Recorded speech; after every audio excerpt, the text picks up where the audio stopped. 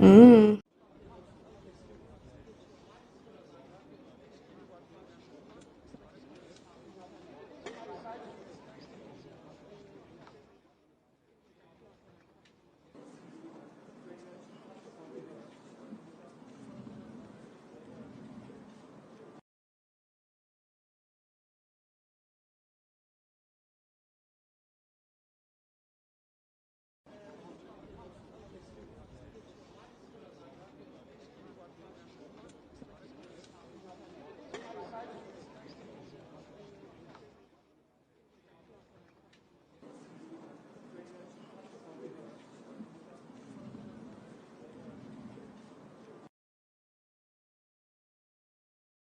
All right, we just saw that video, and a lot of people have different things to say. First off, this is the president in Turkey, and this happened briefly. But let me get your take, Ifoma.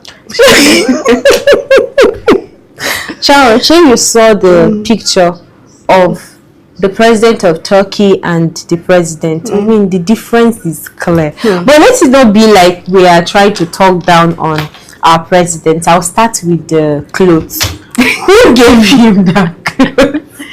It was that shit that come on. Our president is really body. So now you want to see taxpayer money? When you see taxpayer money, don't complain. If we're not seeing it translate to the lives of Nigerians, let us see it translate in the lives of our in the life of our president. Yes, now let's see that. But the thing there is that if they tell some people that it's high time they retire in this politics thing, they will say that we are bad children, just like what Wike will say, you're a bad child. This shows you that this man, to be honest, I feel his pain. I feel like he's tired. He just wants to take a rest. He needs to go on vacation, like a long vacation. He's really tired. That he's on his behalf. Not that we are going through so much. He is tired. He needs to rest. And he's carrying the country on his shoulders for how many years now? He is tired. He needs to retire, to be honest. But really, that was quite and then that was embarrassing. And then it was funny. Yes, because it's funny, but also this is not the first time that a president is going to have such falls. We've also seen Joe Biden of the United States in similar conditions, but most recently this is the one we're seeing of Tinubu. And I think for a while now videos like this died down. Before you would see Tinubu dozing off, Tinubu almost falling down, maybe controlling the media. I don't know what has been happening, and then this also has a lot, quite a lot of questions about his health. Because we know that in the past he has been traveling to a particular country, France in particular. So that is also something to query and to look into as well. But we're moving over to let me just be nice. Can I be nice? People fall. So one thing about life is that we fall, we have to get up again. So he fell and he rose up again. And I like that people came to his aid, because like they will say, we rise by lifting others. We like that. God. Now we're moving over to Anambra State, where the tension is rising as security operatives seal off part of Onitsha markets to enforce Governor Chukwuma Soludo's directive. Traders are angry. Livelihoods are on pause, and the big question remains, is this enforcement or punishment? We're going to take a look at that video to see the traders at Onitsha Main Market protesting against the sanction from Governor Chukwuma Soludo for those who defaulted the order to start business as usual on Mondays. Let's have a look.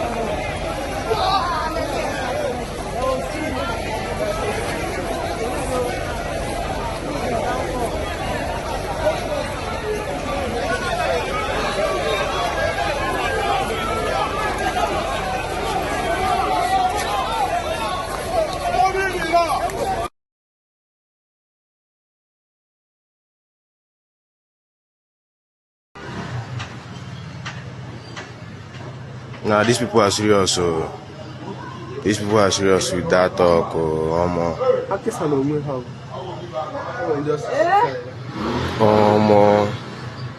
Saludo di comune.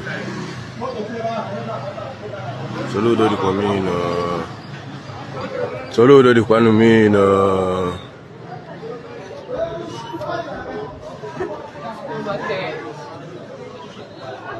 Yes, saludo.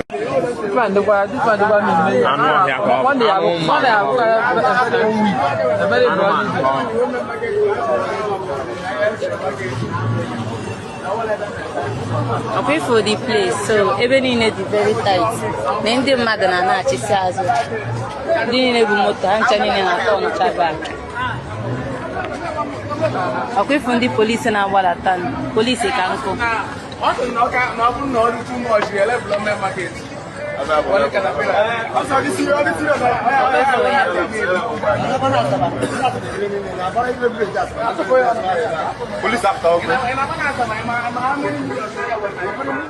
Those videos, and this is the situation of things in Onitsha, Anambra State. This is coming just days after Governor Charles Chukwuma Soludo came out to announce that businesses should go on as usual starting on Mondays, as opposed to the Monday sit-at-home that has bedeviled the Southeast for years now.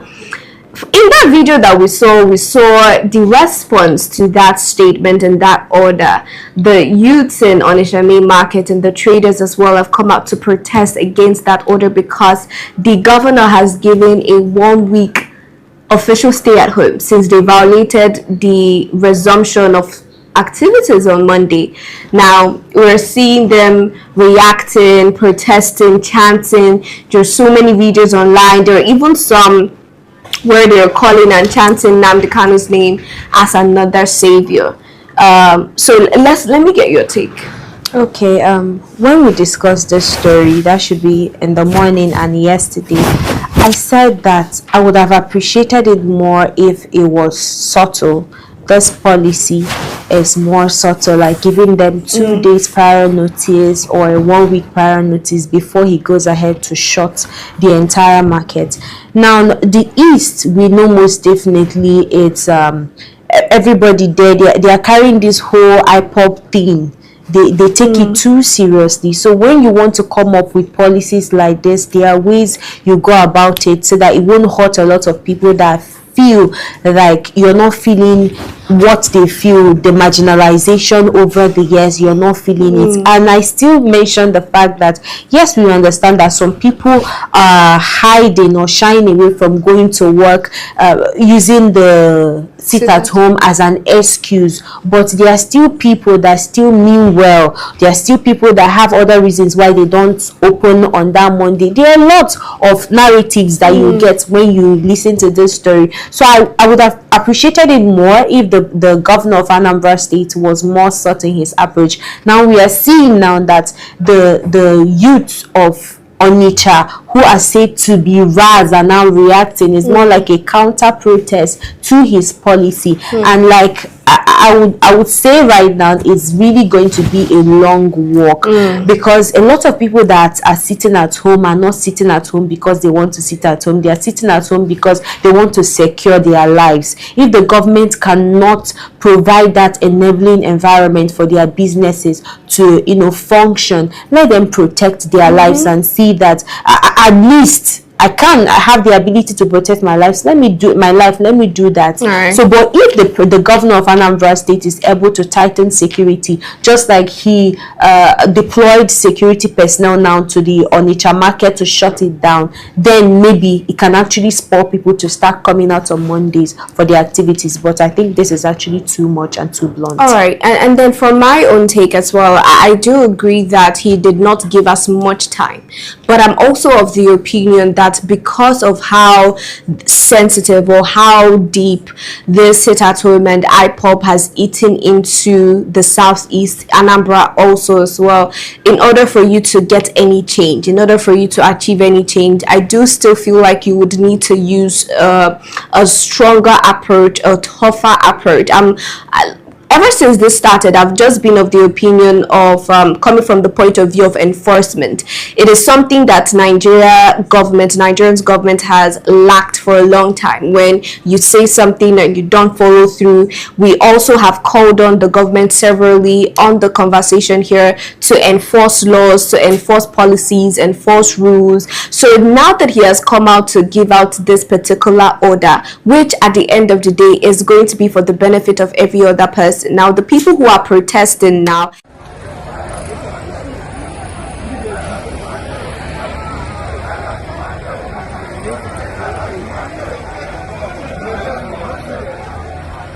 Saturday, Sunday, and also Monday. Now, I get the point of view that they are scared for their lives, that they're being insecure, and I also see that security operatives, the army personnel that the governor released to ensure that businesses were shut down. And on my own part, I would like to see that same energy being reciprocated when these people actually do start obeying the no sit at home on Monday. I would call it that, the no sit at home on Mondays going forward. As much as we saw such tight security that ensure that a full Onitsha market, which in case you've not been to Onitsha, Onitsha is a place that really, when you talk about Razness, you talk about just being street smart and having minds of their own. I'll put it that way very lightly.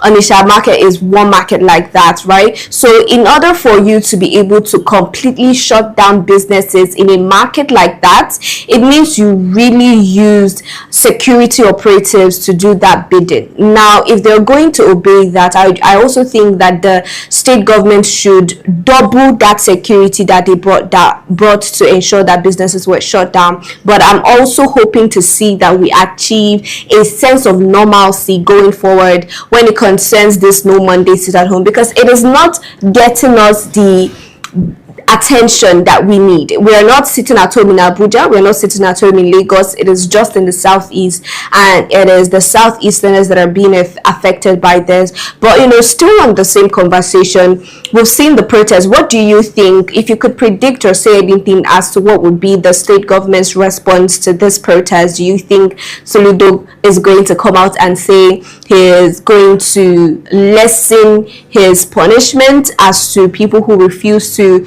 resume on Mondays, or is he going to still stand on business? I think he'll stand on business, because he said that if you're not ready to resume work on Mondays, then you leave Onitsha, leave Anambra State, go to some other states. That's and true. Yes, and continue your sit at home. So I think his head bent. Yes, his head bent on enforcing that. And like I said earlier, this is really going to be a long run. But I don't want it to be unfortunate for some Nigerians that would want or hope that, okay, they've tightened security, and since they say we should step out to our shops to work on Mondays, that they are going to work on security. And now you see them stepping out en masse to go and start up their normal life on Mondays. Then you start hearing that this number of people were kidnapped, this number of people were killed. These are the things that scare people away from this kind of thing. So it's really going to be a long run. But I think the governor of Anambra State, like I said earlier, should at least try as much as possible to see if he can talk to the people, maybe lessen the punishment. I know he will not do that, but I wish he could lessen the punishment, so that the people that are head bent on saying no Monday, no sit at home on Monday, would actually see that, okay, the governor is trying to maybe understand you, and at the same time try as much as possible to grow the economy of Anambra, because I mean it has been crippled all this time that they have been having sit at home back to back. And even going forward, just to add finally to that, even with the sit at homes that we've observed in the southeast, it has done little to nothing to ease the insecurity in the southeast. released. People are still being kidnapped every day despite observing sit-at-homes. So at the end of the day, if you want to change this normalcy, somebody said, oh, the governor can't just wake up and say there is no more sit-at-home on Mondays. But I also remember that IPOB woke up and said that there was going to be sit-at-home on Mondays just randomly, and it has been maintained for years on years now. But we move over to another state, to the west. We're going to Osun State, where the Osun State Governor Ademola Adeleke is demanding the release of about 130 billion naira in local government funds, blaming what he calls now what is interesting is that an analyst has come out to blame that, calling it a feeding bottle system of governance, just because the Osun State Governor is asking for the LG's fund, right? And it has reopened a long-running debate on local government autonomy. Let's hear from the horse's mouth. We'll have a look at that video and then we'll return to the studio. This is happening because we operate a feeding bottle system of government, where everybody rushed to Abuja at the end of the month or at the end of the week to go suck little from the feeding bottle. So, federal system of government, truly, revenue should be generated from the bottom to the top. Right. Not this idea of the federal gathering all of the revenue and then, you know, it's like the state and local government will queue up and you take your own, you take your own. And that's why it is happening. And so, if you are not in line with the government at the center and then you just, you know, miss a line or you fall out of line a little bit, then they can use this technicality of, oh yes, there were issues with the local government election that you conducted. Any options before Adeleke? The option before, not Adeleke now. He's calling on Tinubu to actually intervene. Not Adeleke now, right. Because elections are approaching in Osun. So the government cannot consistently hold on to funds meant for local government and then talk about democracy and preach integrity. Right. The option available to President Tinubu is to order the minister, the finance minister and the CBN to release the allocation meant for this local government, and then you cannot begin to look for a political solution to say, well, a tenure was subsisting before it was truncated. Pay them for the time or for the duration, the unexpired term of their tenure, right. And then you can start on a clean state, but to consistently hold on to the funds, because the people that are suffering and the ordinary people of Osun are not the governor. That video, and what has been happening in Osun State did not start now. I remember last year we talked about the court cases and court battles that Governor Ademola Adeleke has been fighting as regards local government chairman and local government funds, and to see that it has, you know, been carried over to 2026 now. But let's take a look at something he said, right? He said that the fact that people are relying on the center, and that is the federal government, to bring funds and to bring allocations, federal government allocations, can be a tool that the federal government can use when you are not aligned or you're not friendly with the center, that it is important that we learn to generate revenue from the bottom up. Do you agree to that first off? Yes, to a very large extent, I agree. I think now we have about 31 governors that have defected from their parties to APC, and the excuse they always give, we want to align with the central power. So you see now he's aligning with what this man just said right now, and that feeding bottle system is quite metaphorical, but it's actually the truth. A situation whereby a baby is always waiting to be fed instead of seeking that food. It's more like let me use this adage, teach me how to fish, don't give me fish instead. But the federal government gives the states and the locals food instead of teaching them how to get those fishes or get the food themselves. And do you also think it's ironic that the president is from Osun State and we're having this back and forth in Osun where he's from? It's quite ironic. But before I come to that, let me just conclude on the other thing that I was saying in a jiffy. It's quite really sad, because if we have a working system, we would have money from local government produce their own money. The citizen produce, let's say maybe agriculturally, they could actually produce something from local governments. Now you move over to the state produce, and from the states, then the states can now allocate to the federal government. But what we are seeing now is that since the military gained control since 1999, the monies, all these monies, the federal government is now the one controlling everything that has to do with money from the locals, from the states, and then to the federation, so to the federal government also. It's not really the fault of the local government or from the state government. It is the fault of how is this, the way the system have already made it to be, which is not supposed to be, because in other states, in other communities like US now, we have money coming from this local government, people doing their own production, and here at the end of the day. So you're saying now that you agree with what he just said about how them, bringing up money, generating revenues for themselves, and I think I would also agree with that as well, because the story here is that the federal government has access to a lot of things, mineral resources. They have monopoly. We're seeing that the Minister of Petroleum is always the president of Nigeria, the president of the country, and this has given them leverage, not to also mention the subsidy removal that has also aided them with having increased revenue. Now, because of time, we're moving to the final story.